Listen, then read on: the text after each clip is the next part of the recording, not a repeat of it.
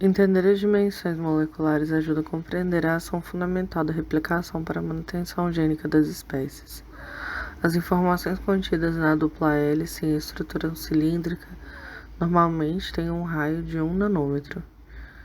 Em cada cromossomo humano estão contidas 245.230.898 pares de base, que equivalem a 8 centímetros de comprimento.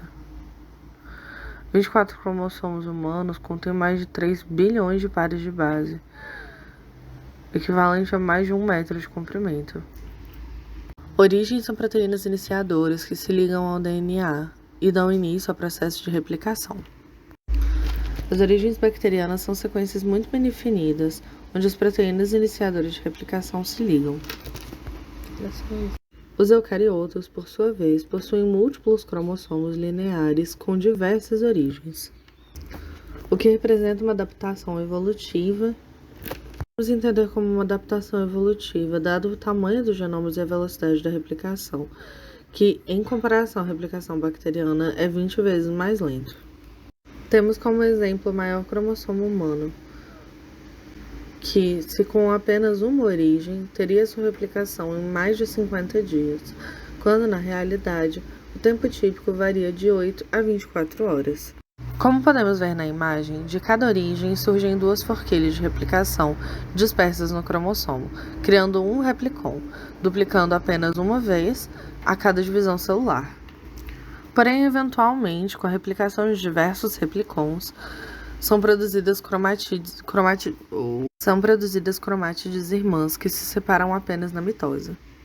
A velocidade da replicação nessas células também se mantém na faixa das bactérias e dos eucariontes, variando em valores expressivos entre as espécies. As arqueias também apresentam ploidia distinta entre as espécies, algumas com distribuição 1C2C e outras com até 25 cópias no genoma na multiplicação celular. Por sua vez, as arqueias apresentam um modelo evolutivo híbrido. Enquanto algumas espécies têm apenas um cromossomo com uma origem, como nas bactérias, outras apresentam múltiplos cromossomos e múltiplas origens, como nos eucariotos. A proteína de ligação à origem permite a ligação de 2 helicases ao DNA, resultando em 2 forquilhas de replicação que se movem em direções opostas. A helicase é responsável pela quebra das ligações de hidrogênio que unem os pares de base, e ela se locomove ao longo do DNA, usando a energia liberada pela hidrólise do ATP. A helicase é um hexâmero, ou seja, é uma proteína feita de 6 subunidades. Isso é padrão entre todos os domínios de vida. Porém, no caso das bactérias, ela é homomérica, ou seja, as 6 unidades são iguais, enquanto nos eucariotos e nas arques ela é heteromérica, feita de mais de uma proteína diferente codificada em genes diferentes. No caso da bactéria, a helicase está unida na fita descontínua, fazendo o sentido 5' 3', enquanto nos eucariotos e nas árqueas ela está unida à fita contínua, avançando no sentido 3', 5'.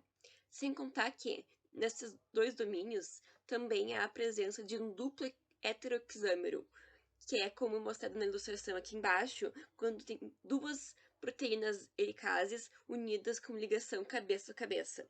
E, no caso, ainda por cima dos eucariotos, é necessário proteínas acessórias para que a helicase consiga realizar sua função. Antes mesmo de acontecer a ligação com o DNA, a helicase é ligada a uma proteína DNAC, no caso das bactérias, que é uma proteína AAA que liga a helicase e a deixa inativa, o que permite que a helicase seja ativada somente quando estiver na região de origem, onde então essa proteína AAA é removida, permitindo que a helicase faça sua função de abrir a dupla fita. Nos eucariotos, essa função é realizada por uma proteína chamada CDT1. Outra diferença importante é que as bactérias são capazes de iniciar uma síntese sem ter concluído a síntese anterior, podendo apresentar a re-replicação do DNA. Isso é possível porque elas têm apenas um ponto de origem, ao contrário dos eucariotos, que, por apresentarem múltiplos pontos de origem, não são capazes de fazer a re-replicação. Sem contar que a regulação de um ciclo carioto é bem mais complexa, envolvendo diversas proteínas sendo sintetizadas, modificadas e catalisadas. Esse gráfico mostra a presença de proteínas quinases, que são enzimas que realizam a fosforilação de moléculas ao longo de cada fase da síntese de DNA. Como a gente pode notar aqui no gráfico, elas são pouco presentes na fase de gap 1, porém a sua presença aumenta durante o período de síntese e volta a diminuir durante o G2, que é o gap 2. Já aqui, nós temos uma figura ilustrando o processo de replicação de DNA em bactérias e em eucariotos. Como podemos observar, o eucarioto envolve uma quantidade muito maior de proteínas para realizar a síntese do que nas bactérias, que apresenta pouca variedade de proteínas participantes. Em todos os casos apresentados, a DNA polimerase não é capaz de começar a síntese de uma nova fita do zero, necessitando a presença de um primer de RNA, que é adicionado pela primase. Porém, a primase em si muda entre os domínios da vida.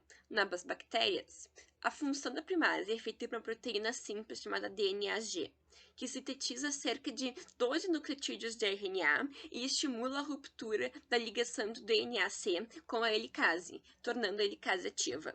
Nos eucariotos, a adição dos primers é feita pelo complexo alfa da DNA polimerase 1, que é uma proteína com 4 subunidades, e forma um primer híbrido com cerca de 12 nucleotídeos de RNA e 25 nucleotídeos de DNA.